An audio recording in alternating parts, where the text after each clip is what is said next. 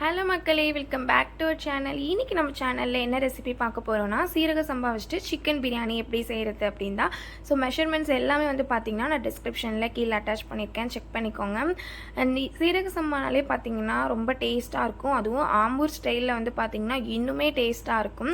So வீடியோவை skip பண்ணாமல் பாருங்கள். வீடியோ பிடிச்சிருந்தா ஃப்ரெண்ட்ஸ் அண்ட் ஃபேமிலிஸ்க்கு ஷேர் பண்ணிக்கோங்க. அண்ட் மறக்காமல் சப்ஸ்கிரைப் பண்ணி வச்சுக்கோங்க. வாங்க எப்படி செய்கிறதுன்னு வீடியோக்குள்ளே போகலாம். 1 kg அளவுக்கு ஜீரா ரைஸ் எடுத்திருக்கேன். India Gate brand. நீங்கள் என்ன பிராண்ட் வேணால் யூஸ் பண்ணிக்கலாம். ஸோ இப்போ நம்ம பிரியாணி செய்கிறதுக்கு முன்னாடியே அரிசியை வந்து நல்லா ஊற விட்டுடலாம். ஸோ 1 kg நான் பிரியாணி செய்கிறதுனால 500 கிராம் தக்காளி எடுத்திருக்கேன், 500 கிராம் ஆனியன் எடுத்திருக்கேன். ஸோ உங்களுக்கு கிராம் வந்துட்டு தெரியல அப்படின்னா 7 to 8 மீடியம் சைஸ் தக்காளி வெங்காயம் வந்து கட் பண்ணி வச்சுக்கோங்க. இப்போ ஒரு பாத்திரம் வச்சுக்கிறேன். இதில் வந்துட்டு பார்த்தீங்கன்னா 500 கிராம் ஆனியன் வந்து நான் நீல வாக்கில் கட் பண்ணி வச்சுருக்கேன் இல்லையா, அதை சேர்த்துக்கோங்க. இது கூடவே நான் ஆயிலும் வந்து பார்த்திங்கன்னா மெஷர் பண்ணி வச்சுருக்கேன். ஆயில் வந்து 250 ml வந்து நான் மெஷர் பண்ணி வச்சுருக்கேன். ஸோ அதையும் சேர்த்துக்கலாம். இது கூட பட்டை வந்து பார்த்திங்கன்னா ஒரு 4 எடுத்திருக்கேன். கிராம்பு ஒரு 4லேருந்து 5 எடுத்துக்கோங்க. 4 ஏலக்காய் எடுத்துக்கோங்க. இந்த மெஷர்மெண்ட் தெரியல அப்படின்னா எல்லாமே 2 கிராம்ஸ் எடுத்துக்கோங்க. இதை எடுத்துகிட்டு நல்லா வந்து இதில் மிக்ஸ் பண்ணி வதக்கிக்கோங்க. இந்த ஆனியன் வந்து பார்த்திங்கன்னா நல்ல ஒரு கோல்டன் ப்ரௌன் அளவுக்கு வதங்கணும். அப்போ தான் ரொம்ப டேஸ்ட்டாக இருக்கும் பிரியாணி. வெங்காயம் வந்து பார்த்திங்கன்னா ஆஃபாக தான் குக் ஆகிருக்கு. இன்னுமே வந்து கோல்டன் ப்ரௌன் அளவுக்கு வதங்கணும். ஸோ அதுக்குள்ளே வந்து பார்த்திங்கன்னா நம்ம வந்து ரைஸ்க்கு வந்து தண்ணி வந்து நல்லா கொதிக்கணும் இல்லையா. ஸோ முன்னாடியே வந்து தண்ணி போட்டுட்டேன் நான். ஆனியன் வந்து பார்த்திங்கன்னா இப்போ நல்லா கோல்டன் ப்ரௌன் அளவுக்கு வதங்கிடுச்சு. ஸோ கலர் எல்லாம் நல்லா சேஞ்ச் ஆகிடுச்சு. இந்த டைமில் நான் வந்து 100 கிராம் வந்து பூண்டு சேர்த்துக்கிறேன். தனித்தனியாக சேர்த்துக்கோங்க, அப்போ தான் டேஸ்ட் நல்லாயிருக்கும். பூண்டு சேர்த்து ஒரு 2 நிமிஷம் வதக்கிக்கோங்க. அதுக்கப்புறம் 100 கிராம்ஸ் அளவுக்கு இஞ்சி சேர்த்துக்கோங்க. ஸோ இது சேர்த்ததுக்கப்புறம் ஒரு 5 நிமிஷம் நல்லா வதங்கணும்.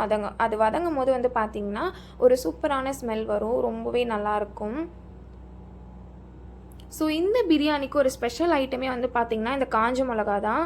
இது வந்து நம்ம பிரியாணி செய்கிறதுக்கு 2 hours முன்னாடியே வந்து நீங்கள் ஊற வச்சுருங்க. காரத்துக்கு தகுந்த மாதிரி ஊற வச்சு பேஸ்ட் மாதிரி அரைச்சி எடுத்துக்கோங்க.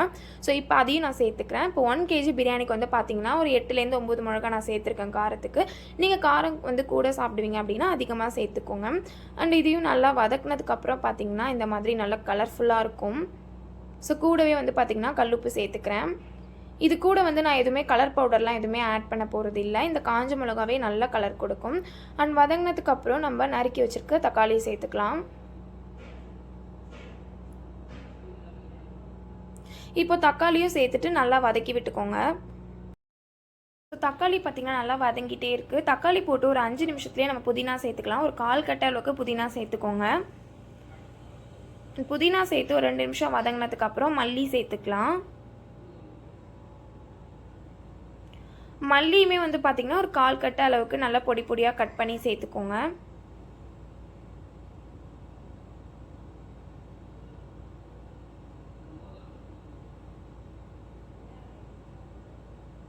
ஸோ இப்போ இந்த வெங்காயம், தக்காளி, இந்த புதினா, மல்லி எல்லாமே வந்து பார்த்திங்கன்னா நல்லா வதங்கட்டும். இப்போ தண்ணி வந்து கொதி வர ஆரம்பிச்சிச்சு. இந்த டைமில் நம்ம வந்து கொஞ்சமாக உப்பு சேர்த்துக்கலாம். சால்ட்டு, கல்லுப்பு எது வேணால் சேர்த்துக்கோங்க. அண்ட் நம்ம ஊற வச்சுருந்தோம் இல்லையா, அந்த ரைஸை இப்போ ஆட் பண்ணிக்கலாம். ரைஸ் நல்லா வேகட்டும். அதுக்குள்ளே நம்ம மசாலா வந்து எல்லாமே வதங்கிடுச்சு. இந்த டைமில் நான் 1 kg சிக்கன் வந்து நல்லா க்ளீன் பண்ணி வச்சுருக்கேன். ஸோ அதையும் இப்போ இந்த மசாலாவில் சேர்த்துட்றேன்.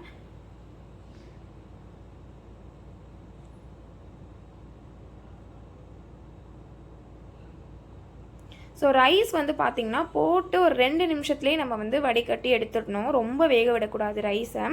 இப்போ வந்து பார்த்திங்கன்னா சிக்கன் வந்து நல்லா வெந்துட்டுருக்கு. ஸோ ரைஸ் வந்து பார்த்திங்கன்னா ரொம்ப வேக விட்டிங்க அப்படின்னா குழஞ்சிரும். நம்ம போட்டுட்டு நீங்கள் வந்து டைமிங் வச்சுக்கோங்க. 2 மினிட்ஸ்லேயே நம்ம ரைஸை வந்து ஆஃப் பண்ணிடணும்.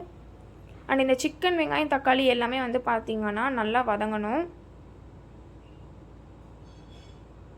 இது கூட 1/2 லெமன் வந்து நான் ஸ்க்வீஸ் பண்ணி விட்டுக்கிறேன். ஸோ இந்த மெத்தடில் கண்டிப்பாக நீங்கள் சிக்கன் பிரியாணி செஞ்சு பாருங்கள், ரொம்பவே சூப்பராக இருக்கும்.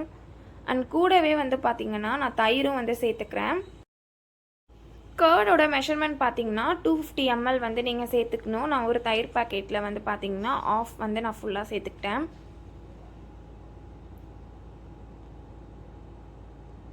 ஸோ இப்போ நல்லா வதக்கி விட்டுக்கோங்க.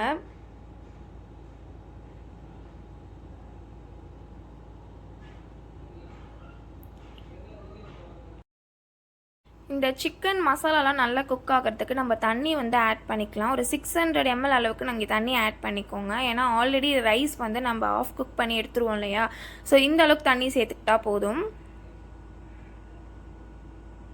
ஸோ தண்ணி நல்லா கொதி வரத்துக்கு மூடி போட்டு மூடி வச்சுருங்க.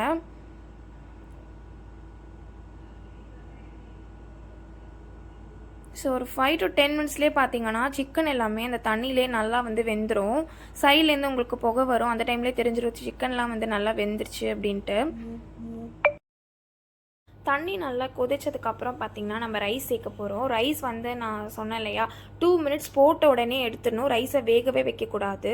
ஸோ ரைஸை வந்து 2 மினிட்ஸ் போட்டு எடுத்திங்கன்னா இப்படி தான் இருக்கும் ஆஃப் பாயிலில்.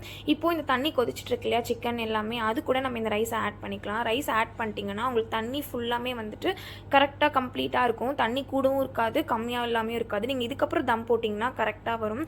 ஸோ தம்மோட ப்ராசஸ் வந்து பார்த்திங்கன்னா அடுப்பு வந்து ஃபஸ்ட்டு ஃபுல் ஃப்ளேமில் வச்சுட்டு மூடி போட்டு மேலே வந்து வெயிட் வச்சுருங்க. வெயிட் வச்சதுக்கப்புறம் சைட்லேருந்து வந்து பார்த்தீங்கன்னா உங்களுக்கு புகை வரும்.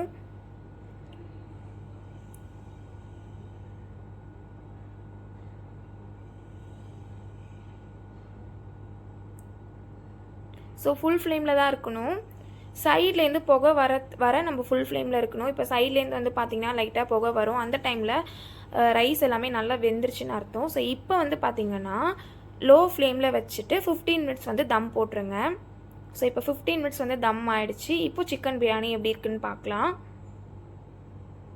ஸோ சூப்பரான சிக்கன் பிரியாணி வந்து ரெடி ஆகிடுச்சு சீரக சம்பா ரைஸில். இதோட டேஸ்ட் வந்து பார்த்திங்கன்னா ரொம்பவே டிஃப்ரெண்ட்டாக இருக்கும். அண்ட் ஆம்பூர் ஸ்டைலுன்றதுனால செம்ம டேஸ்ட்டாக தான் இருக்கும். மசாலாலாம் வந்து பார்த்திங்கன்னா கரெக்டாக இருக்கும். ஸோ நான் சொன்ன மெஷர்மெண்ட்டில் கண்டிப்பாக நீங்களும் ட்ரை பண்ணி பாருங்கள். ரொம்பவே சூப்பராக வந்திருக்கும். அண்ட் ரைஸ் வந்து வெந்திருக்கா இல்லையான்னு இப்போ பார்க்கலாம். ஸோ ரைஸ்லாம் வந்து பார்த்திங்கன்னா கரெக்டாக வெந்திருக்கு.